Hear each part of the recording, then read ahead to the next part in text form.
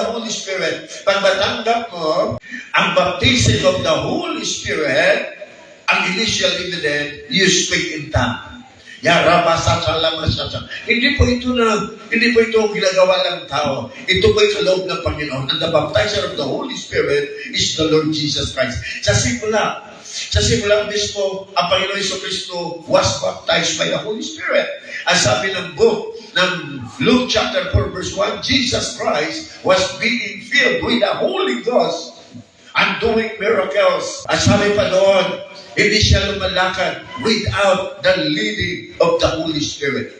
Who is the Holy Spirit? The third person of the Trinity. Without the Holy Spirit, walang paggawa si Lord Jesus. So the Holy Spirit, in John 4:26, the Holy Spirit is the comforter. The Holy Spirit, He will teach all things and bring all things to your remembrance. Without the Holy Spirit, mahirap ang tao maging banal. Mahirap ang tao maging victorious. Dahil without the Holy Ghost, we can do nothing. Ang sabi naman ng book, sa book of Acts chapter 10:38, Jesus of Nazareth was anointed with the Holy Ghost with fire. Meaning si Lord Jesus Christ baptized with the Holy Ghost. During sa kanyang kabataan, karpintero lang po siya. Pagkatapos, nung isimula sa ministry, nag-aayuno siya, fasting and prayer, 40 days and 49.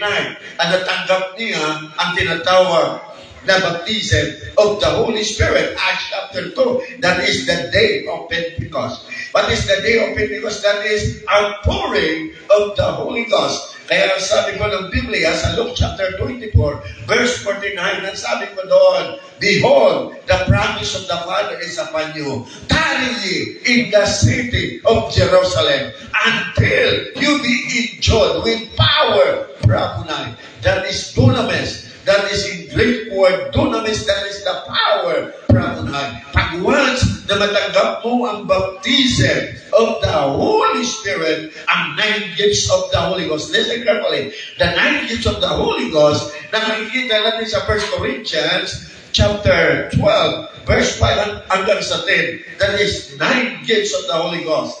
Different kinds of tongues, interpretation of tongues, prophecy, word of knowledge, word of wisdom, discerning of spirit, gift of faith, gift of healings and workings of miracles. When you receive the baptism of the Holy Spirit, automatic package na punta na yan sa iyo. You have the unlimited power at saka depende sa moving ng Panginoon. Depende sa moving ng Panginoong Jesucristo. Depende kung anong leading ng Panginoon. Kung once nagkagamitin ka sa crusade, mag-operate, depende kung kailangan ng miracles, kung kailangan pagkalinin ang mga karamdaman, mag-operate ang gift of healing. Kung kailangan during the time of word of knowledge, word of wisdom, mag-ooperate yan, pag-baptize ka sa Holy Ghost, and then you are a very anointed man and woman of God, so we need the Holy Spirit. Mahirap i-cast out ang demons. Ang sabi ng Biblia sa Mark 16:17, and this sign shall follow them that believe in my name, they shall cast out devils. Meaning devils, lahat ng mga karamdaman, they are demonic spirit, devil. Lahat ng mga bisyo, they are demonic spirit, demonic spirits.